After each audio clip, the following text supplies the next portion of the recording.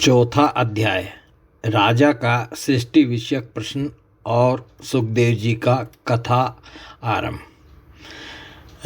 सूत जी कहते हैं, सुखदेव जी के वचन भगवत तत्व का निश्चय कराने वाले थे।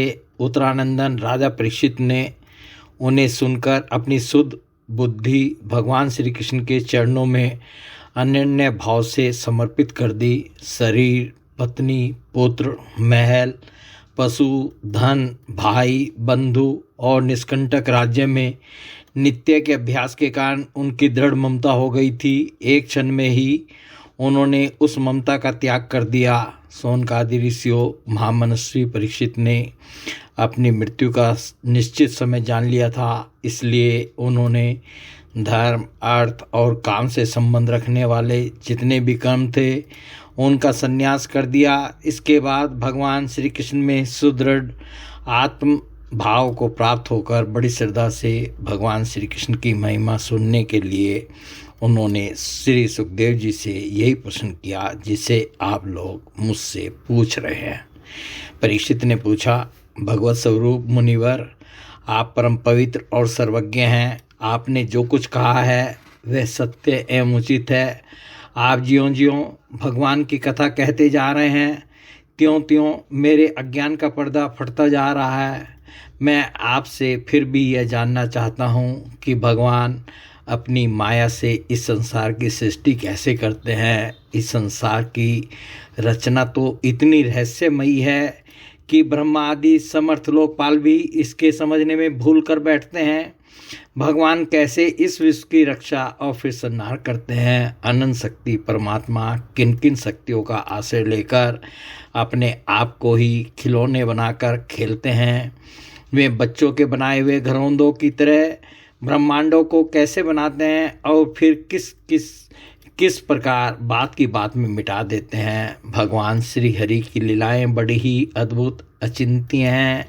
इसमें संदेह नहीं कि बड़े बड़े विद्वानों के लिए भी उनकी लीला का रहस्य समझना अत्यंत कठिन प्रतीत होता है। भगवान तो अकेले ही हैं। वे बहुत से कर्म करने के लिए पुरुष रूप से प्रकृति के विभिन्न गुणों को एक ही साथ ही धारण करते हैं अथवा अनेकों अवतार ग्रहण करके उन्हें क्रम से धारण करते हैं। मुनिवर, आप वेद और ब्रह्म तत्व दोनों के पूर्ण मर्मज्ञ हैं, इसलिए मेरे इस संदेह का निवारण कीजिए। सूत जी कहते हैं, जब राजा परीक्षित ने भगवान के गुणों का वर्णन करने के लिए उनसे इस प्रकार प्रार्थना की, तब श्री सुखदेव जी ने भगवान श्री कृष्ण का बार बार स्मरण करके अपना प्रवचन प्रारंभ किया।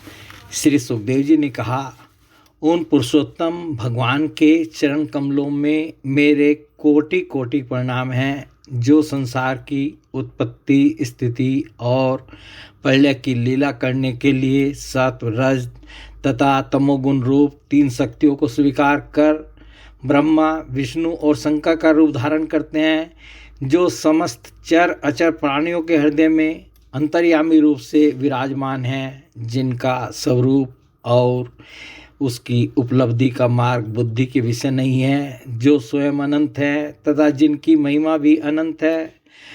हम पुनः बार बार उनके चरणों में नमस्कार करते हैं, जो सत्पुरुषों का दुख मिटाकर उन्हें अपने प्रेम का दान करते हैं, दुष्टों की संसारिक बढ़ती रोककर उन्हें मुक्ति देते हैं तथा जो लोग परमहंस आश्रम में स्थित हैं उन्हें उनकी भी अभिष्ट वस्तु का दान करते हैं, क्योंकि चर अचर समस्त प्राणी उन्हीं की मूर्ति हैं, इसलिए किसी से भी उनका पक्षपात नहीं है। जो बड़े ही भक्तवत्सल हैं और हठपूर्वक भक्तिहीन साधन करने वाले लोग, जिनकी छाया भी नहीं छू सकते, जिनके समान भी किसी का ऐश्वर्य नहीं है, फिर उससे अधिक तो हो ही कैसे सकता है। अथवा ऐसे ऐश्वर्य से युक्त होकर जो निरंतर ब्रह्म स्वरूप अपने धाम में विहार करते रहते हैं, उन भगवान श्री कृष्ण को मैं बार बार नमस्कार करता हूँ, जिनका कीर्तन, स्मरण, दर्शन, वंदन, श्रवण और पूजन जीवों के पापों को तत्काल नष्ट कर देता है। उन पुण्य कीर्ति भगवान श्री कृष्ण को बार बार नमस्कार हैं।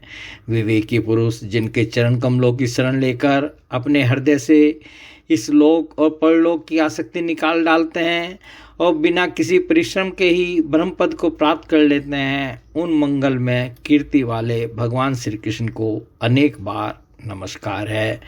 बड़े बड़े तपस्वी, दानी, यशस्वी, मनस्वी, सदाचारी और मंत्रवेता जब तक अपनी साधनाओं को तथा अपने आप को उनके चरणों में समर्पित नहीं कर देते, तब तक उन्हें कल्याण की प्राप्ति नहीं होती। जिनके प्रति आत्मसमर्पण की ऐसी महिमा है, उन कल्याणमयी कीर्ति वाले भगवान को बार बार नमस्कार है।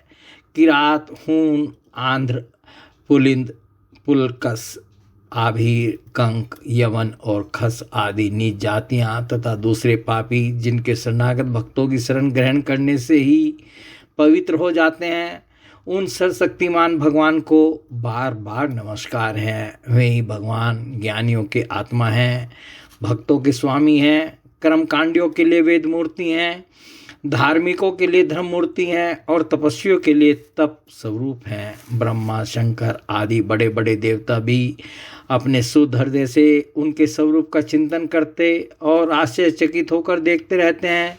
वे मुझ पर अपने अनुग्रह की प्रसाद की वर्षा करें, जो समस्त संपत्तियों की स्वामिनी श्री लक्ष्मी देवी के प्रति हैं, समस्त यज्ञों के भोक्ता एवं फलदाता हैं, प्रजा के रक्षक हैं, सबके अंतर्यामी और समस्त लोकों के पालन करता है तथा पृथ्वी देवी के स्वामी हैं, जिन्होंने यदुवंश में प्रकट होकर अंधक, वृष्णि एवं यदुवंश के लोगों की रक्षा की है तथा जो उन लोगों के एकमात्र आश्रय रहे हैं, वे भक्तवत्सल संत जनों के सर्वस्व श्री कृष्ण मुझ पर प्रसन्न हो।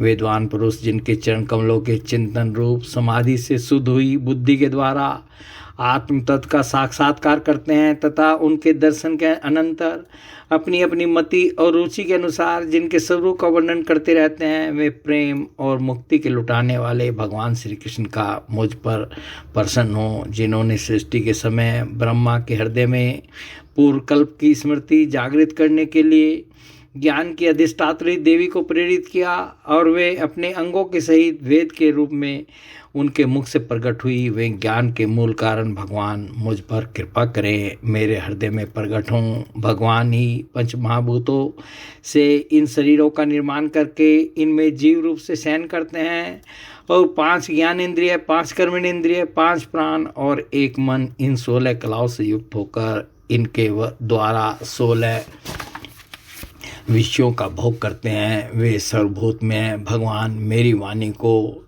अपने गुणों से अलंकृत कर दें। संत पुरुष जिनके मुख कमल से मकरंद के समान झरती हुई ज्ञानमयी सुधा का पान करते रहते हैं, उन वासुदेव अवतार सर्वज्ञ भगवान व्यास के चरणों में मेरा बार बार नमस्कार है। परीक्षित, वेद गर्भ स्वयंभू ब्रह्मा ने नारद के प्रश्न करने पर यही बात कही थी जिसका स्वयं भगवान नारायण ने उन्हें उपदेश किया था और वही मैं तुमसे कह रहा हूँ। बोले भगवान श्री कृष्ण की जय।